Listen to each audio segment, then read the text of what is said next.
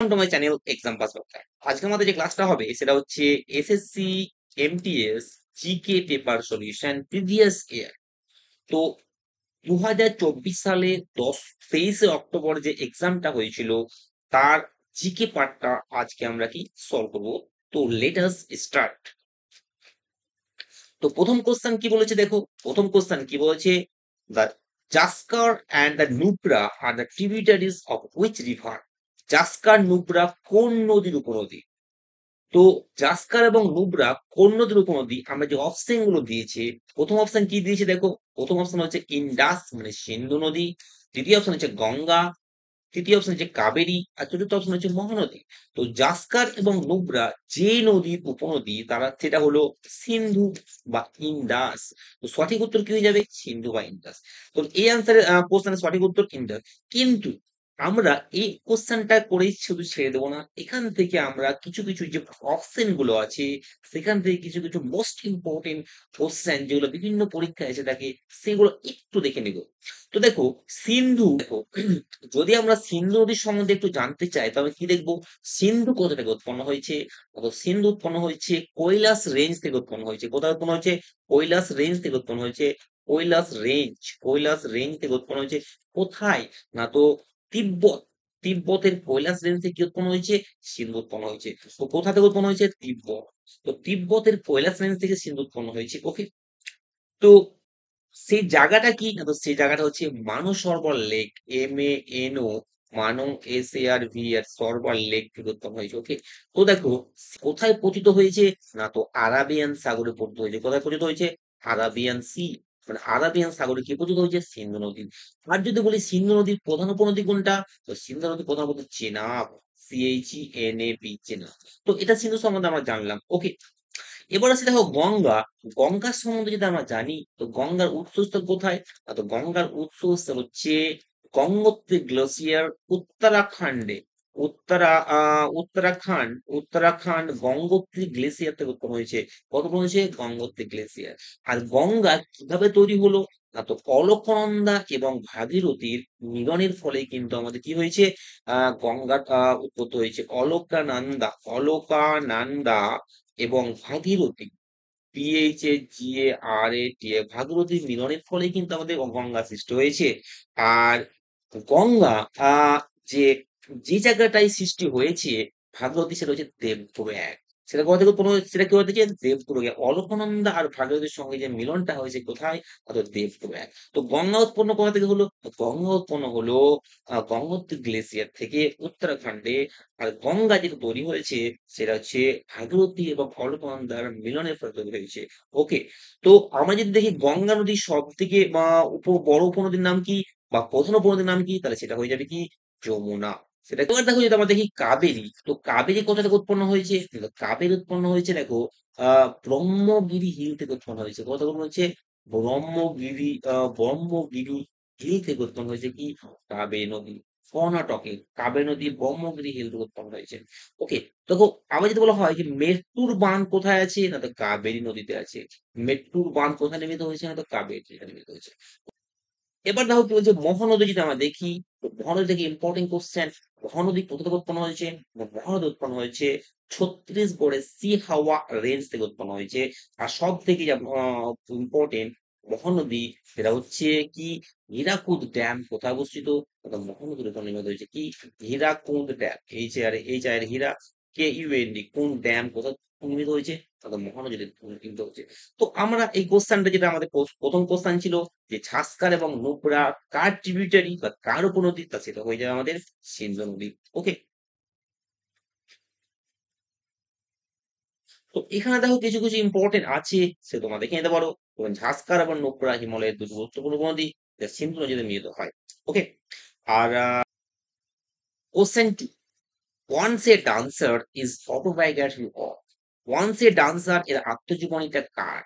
তো প্রথম অপশন দেখো হচ্ছে সুধা চন্দ্রন, দ্বিতীয় অপশন হচ্ছে অড্রি হেপবার্ন, তৃতীয় অপশন হচ্ছে যামিনী কৃষ্ণমূর্তি, আর চতুর্থ অপশন হচ্ছে অ্যালেগ্রা প্রেট।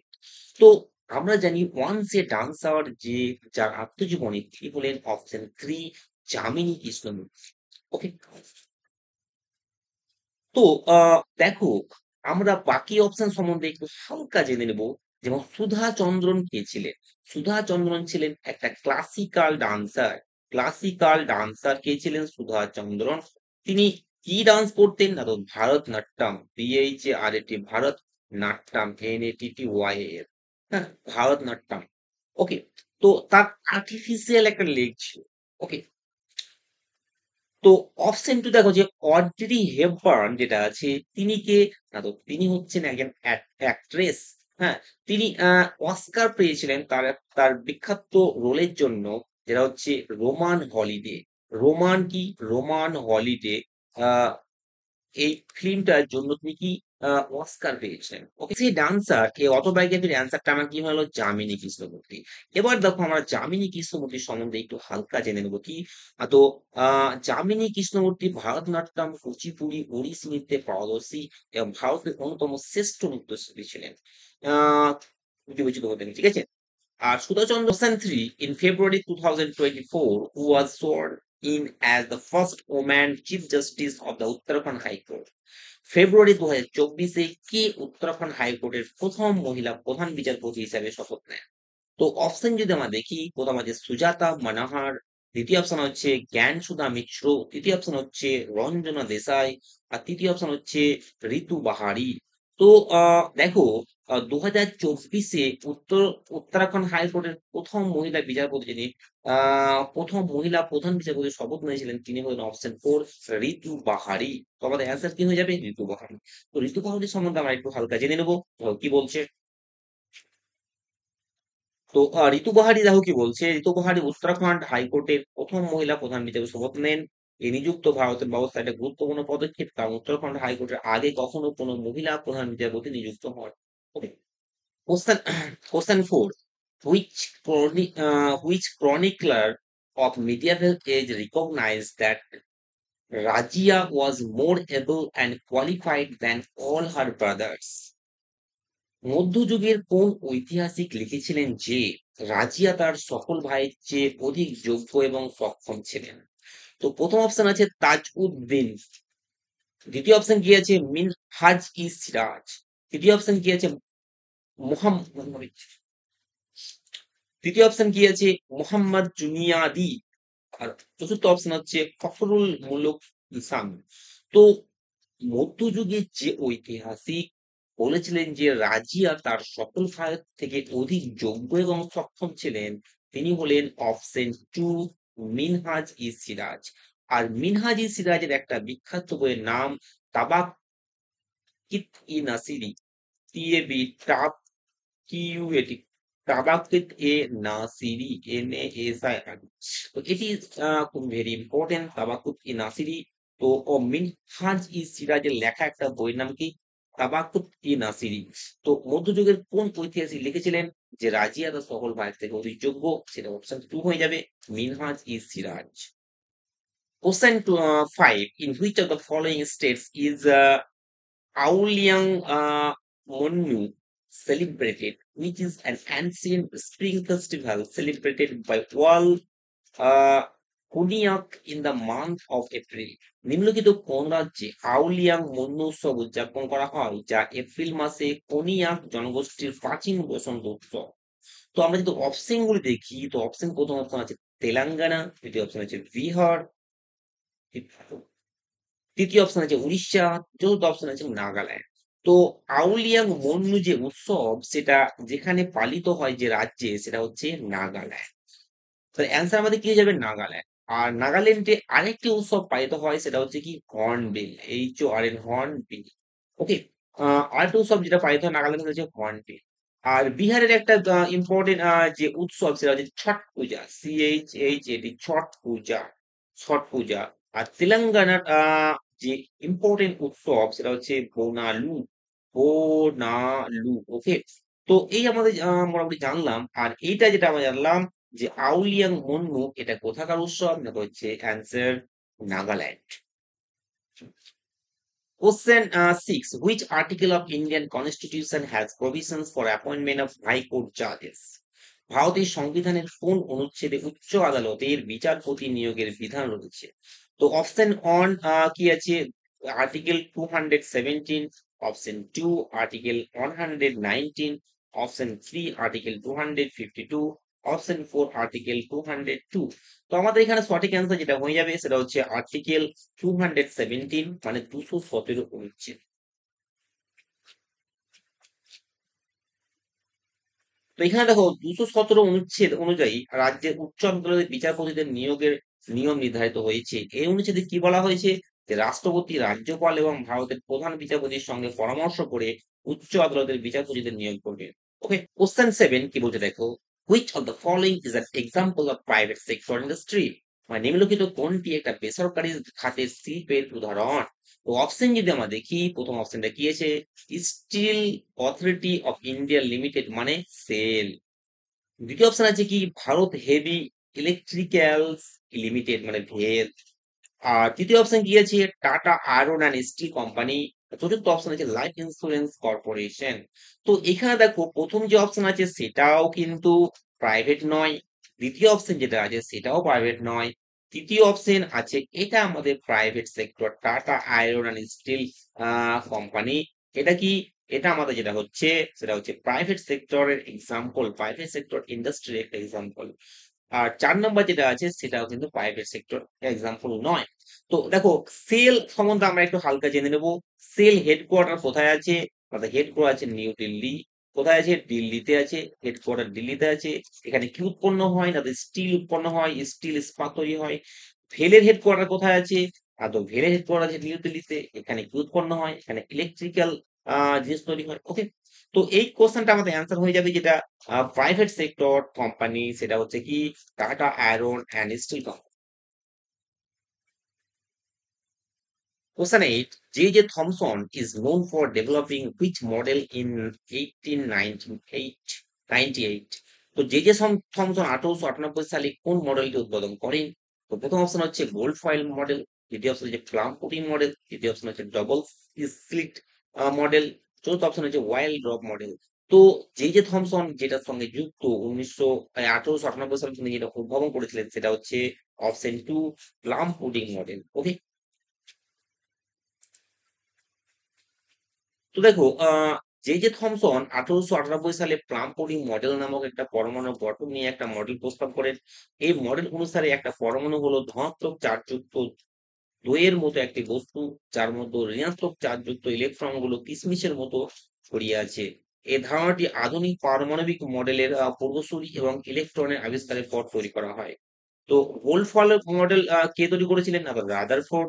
আর ওয়াইল্ড ড্রপ মডেল কে তৈরি করেছিলেন, না তো রবার্ট মিলিকন। ওকে,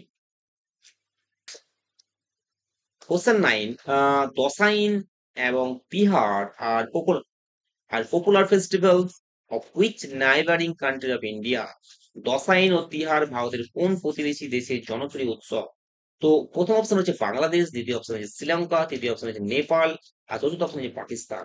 তো দসাইন এবং তিহার যে দেশের জনপ্রিয় উৎসব সেটা হচ্ছে অপশন 3 নেপাল। দসাইন এবং তিয়ার হলো নেপালের সবচেয়ে বড় দুটি হিন্দু উৎসব। দসাইন মূলত দুর্গাপূজার সমতুল্য আর 15 দিন ব্যাপী চলে। আর তিয়ার হলো দীপাবলির অনুরূপ উৎসব যা 5 দিন ধরে পালন করা হয়। ওকে, কোশ্চেন 10 কি বলছে দেখো, which of the following countries own the maximum number of T20 women's cricket world cup titles? নিম্নলিখিত কোন দেশ সর্বাধিক টি-টোয়েন্টি মহিলা ক্রিকেট বিশ্বকাপ জিতেছে? তো প্রথম অপশন হচ্ছে ভারত, দ্বিতীয় অপশন হচ্ছে ইংল্যান্ড, তৃতীয় অপশন ওয়েস্ট ইন্ডিজ, চতুর্থ অপশন অস্ট্রেলিয়া। তো সব থেকে বেশি টি-টোয়েন্টি ক্রিকেট মহিলা যারা জিতেছে সেটা হচ্ছে অপশন 4। তো দেখো অস্ট্রেলিয়া মহিলা টি-টোয়েন্টি বিশ্বকাপে সর্বাধিক শিরোপা পেয়েছে। এখনো পর্যন্ত তারা ছবার টি-টোয়েন্টি বিশ্বকাপ জিতেছে। 2009 সালে, 2010 সালে, 12 সালে, 14 সালে, 18 সালে, 20 সালে এবং 23 সালে। তাদের ধারাবাহিক এবং শক্তিশালী ব্যাটিং এবং বোলিং ইউনিটের জন্য তারা মহিলা ক্রিকেটে আধিপত্য বিস্তার করেছে। ভারত এখনো এই খেতাব জিততে পারেনি। ওকে, কোশ্চেন 11 বুঝে দেখো, which of the following Indian tribal dances is prevalent in Araku valley near Visakhapatnam. বিশাখাপত্তনমের কাছে আরাকু উপত্যকায় প্রচলিত ভারতের কোন জনজাতি নৃত্যটি জনপ্রিয়? Option 1 Bagurumba, option 2 Dhimsa, option 3 Jhumur এবং অপশন 4 হচ্ছে বারডো ছাঁ। তো তো সঠিক অ্যান্সার যেটা হবে সেটা হচ্ছে অপশন 2 ধিমসা। ওকে, তো বিশাখাপত্তনমের কাছে আরাক উপত্যকায় প্রচলিত ভারতের কোন জনজাতির নৃত্যটি জনপ্রিয়? সেটা হচ্ছে অপশন টু, হিমসা। ওকে।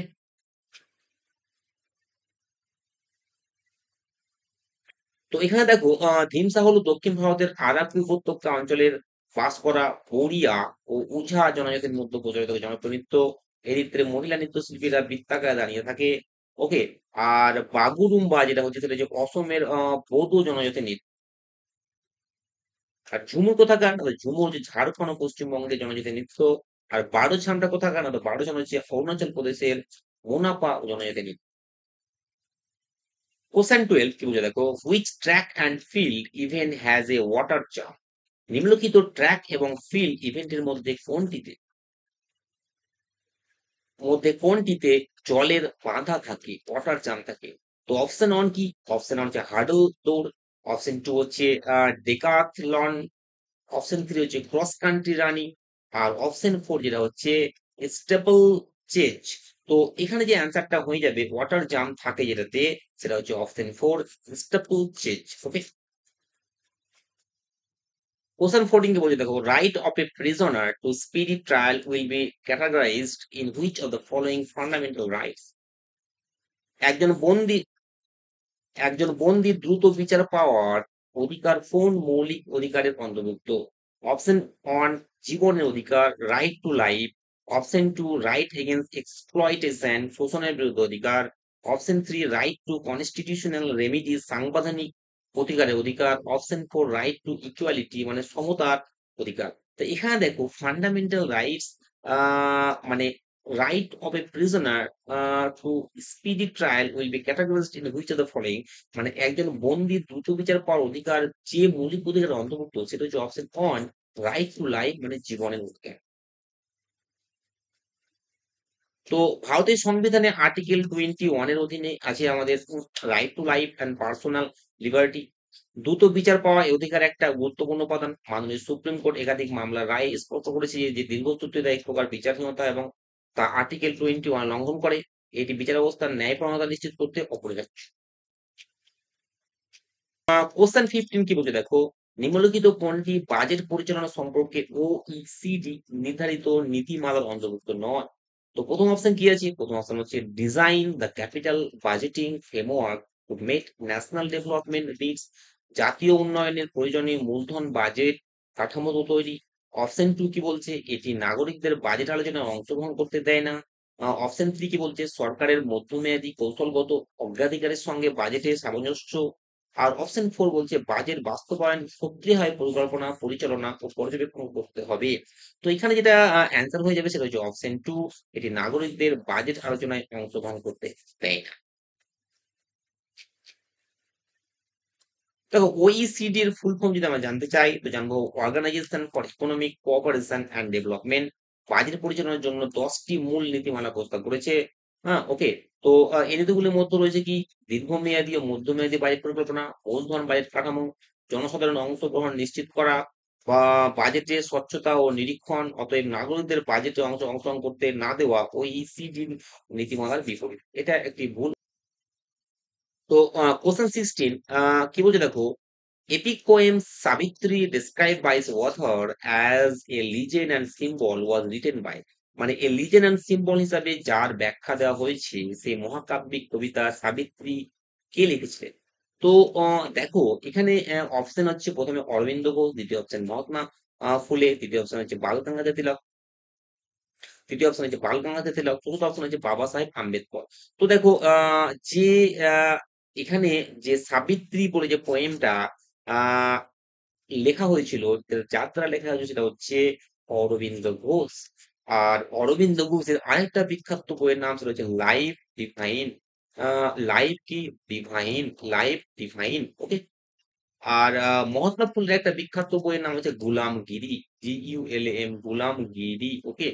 আর বাল গঙ্গাধর তিলকের বিখ্যাত বইয়ের নাম হচ্ছে গীতা রহস্য, গীতা রহস্য, আর HSSHY, গীতা রহস্য। ওকে। তো এই হচ্ছে ইম্পর্টেন্ট ব্যাপার। Question 17, all natural earthquakes takes place in, সমস্ত প্রাকৃতিক ভূমিকম্প কোন স্তরে সংঘটিত হয়? তো প্রথম হচ্ছে অ্যাসথেনোস্ফিয়ার, দু নম্বর হচ্ছে বায়োস্ফিয়ার, ৩ নম্বর হচ্ছে লিথোস্ফিয়ার, তো তখন হচ্ছে হাইড্রোস্ফিয়ার। তো সমস্ত আর্থকুইক যেটা ঘটে সেটা হচ্ছে অপশন 3 লিথোস্ফিয়ার, মানে ভূমিমণ্ডল।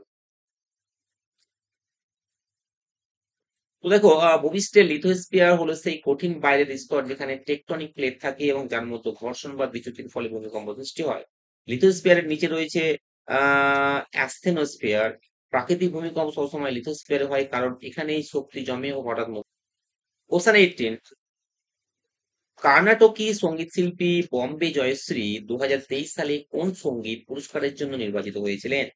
তো দেখো, প্রথম অপশন হচ্ছে সঙ্গীত চূড়ামণি, দ্বিতীয় অপশন হচ্ছে সঙ্গীত কালা শিখামণি, তৃতীয় অপশন হচ্ছে সঙ্গীত কালানিধি, চতুর্থ অপশন হচ্ছে সঙ্গীত কালা সারথি। তো এখানে যেটা কার্নাটিক সিঙ্গার যেটা 2023 সালে যে সঙ্গীতের জন্য পুরস্কার নির্মিত হয়েছিলেন সেটা হচ্ছে অপশন 3 সঙ্গীত কালানিধি। কোশ্চেন 19, নিম্নলিখিত কোন বছরে আলেকজান্ডার পাঞ্জাব আক্রমণ করেন এবং কোন বছরে তিনি মৃত্যুবরণ করেন? তো প্রথম অপশন দেখো আছে খ্রিস্টপূর্ব 320 ও 323, দ্বিতীয় অপশন হচ্ছে খ্রিস্টপূর্ব 323 ও 328, তৃতীয় অপশন হচ্ছে 326 ও 323, আর চতুর্থ অপশন হচ্ছে 326 ও 327। তো দেখো যে বছরে আলেকজান্ডার পাঞ্জাব আক্রমণ করেন সেটা হচ্ছে 326, আর যে বছরে তিনি মৃত্যুবরণ করেন সেটা হচ্ছে 323। অপশন অফ দ্য অ্যান্সার কি হয়ে যাবে? অপশন 3। আলেকজান্ডার দ্য গ্রেট খ্রিস্টপূর্ব 326 সালে ভারতের উত্তর পশ্চিম তথা পাঞ্জাব আক্রমণ করেন এবং পোরুস এর সঙ্গে হিদাসপিসের যুদ্ধে অংশগ্রহণ করেন। পরবর্তীকালে তিনি ব্যাবিলনে ফিরে যান এবং খ্রিস্টপূর্ব 323 সালে 32 বছর বয়সে মৃত্যুবরণ করেন। The question 21, who excavated the Chiratok stupa at Taxila? তক্ষশিলার চিরাটোপ স্তূপাটি কে খনন করেছিল? তো option 1 James Mill, option 2 Alexander Cunningham, option 3 John Marshall, option 4 James Prinsep. তো এটা অ্যান্সার হয়ে যাবে অপশন 3 জন মার্শাল। দেখো, জন মার্শাল ছিলেন ভারতের প্রত্নতাত্ত্বিক বিভাগের একদম পরিচালক। তিনি তক্ষশিলা সহ বহু গুরুত্বপূর্ণ প্রত্নতাত্ত্বিক স্থানের খনন কাজ পরিচালনা করেছিলেন। তিনি চিরাটোপ স্তূপটি তক্ষশিলার একটা গুরুত্বপূর্ণ বৌদ্ধ ধর্মীয় স্থাপনা যা জন মার্শালের নেতৃত্বে খনন করা হয়েছিল। আলেকজান্ডার ক্যাভিংহাম প্রথমে ভারতের প্রত্নতত্ত্ব সংক্রান্ত কাজ শুরু করলেও জন মার্শাল বৃহৎ মাপের খনন ও সংরক্ষণের কাজ করেন। কোশ্চেন 22, ভারতের 2011 সালের জনগণনা অনুযায়ী ভারতের জনঘনত্ব কত? তো আমরা জানি 382 কিলোমিটার কিলোমিটার স্কোয়ার। তো অপশন 1 অ্যান্সার হয়ে যাবে 382 পার কিলোমিটার স্কোয়ার। ভারত 2011 সালের জনগণনা অনুযায়ী জনঘনত্ব ছিল 382 জন প্রতি বর্গ কিলোমিটার। এর মানে প্রতি 1 বর্গ কিলোমিটার এলাকায় 382 জন মানুষ বাস করে।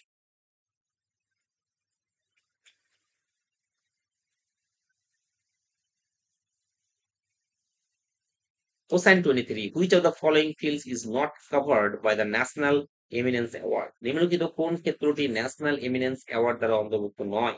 তো প্রথম অপশন হচ্ছে লিটারেচার, দ্বিতীয় অপশন ডান্স, তৃতীয় option music of all forms and origin, তৃতীয় অপশন হচ্ছে থিয়েটার। Option 2 dance. দেখো, ন্যাশনাল ইমিনেন্স অ্যাওয়ার্ড যে চারটি ক্ষেত্রে ব্যক্তিদের সম্মানিত করেছিল যে সাহিত্য, সঙ্গীত, নাটক এবং শিক্ষা, সমাজসেবা, নৈতিকতা, আধ্যাত্মিকতা। এখানে ডান্সের জন্য থাকে না। 24, ক্রোমোজোম রঞ্জনের জন্য কোন নির্দিষ্ট রাসায়নিক ব্যবহৃত হয়? অপশন 1 হচ্ছে অ্যাসিটোকার্বিন, option 2 methanol, option 3 ethanol, option 4 hydrochloric acid. তো আমরা জানি যে ক্রোমোজোম রঞ্জন এর জন্য নির্দিষ্ট রাসায়নিক ব্যবহৃত হয় সেটা হচ্ছে অ্যাসিটোকার্বিন, অপশন 1। কোশ্চেন 25 কি বলছে দেখো, আইজিওটি কর্মযোগী একটা ইন্টিগ্রেটেড অনলাইন ট্রেনিং প্ল্যাটফর্ম যা দক্ষতা উন্নয়নের জন্য ধারাবাহিক প্রশিক্ষণের সুযোগ প্রদান করে। এটি কার উদ্দেশ্যে তৈরি হয়? হচ্ছে আইনজীবী, অপশন 2 সাংবাদিক, অপশন 3 হচ্ছে প্রশাসনিক কর্মচারীরা, অপশন 4 হচ্ছে অসংগঠিত শ্রমিক। তো আমাদের আইজিওটি কর্মযোগী যে ইন্টিগ্রেটেড অনলাইন ট্রেনিং প্ল্যাটফর্ম যা দক্ষ উন্নয়নের জন্য ধারাবাহিক প্রশিক্ষণ সুযোগ প্রদান করে, এটি কার উদ্দেশ্যে তৈরি হয়? সেটা হচ্ছে অপশন 3 মানে ইন্ডিভিজুয়াল সিভিল সার্ভিস অফিসিয়াল। তো এই ছিল 25টা কোশ্চেন। যদি তোমাদের ভিডিও ভালো লাগে অবশ্যই লাইক করবে এবং অবশ্যই সাবস্ক্রাইব করবে। Thank you.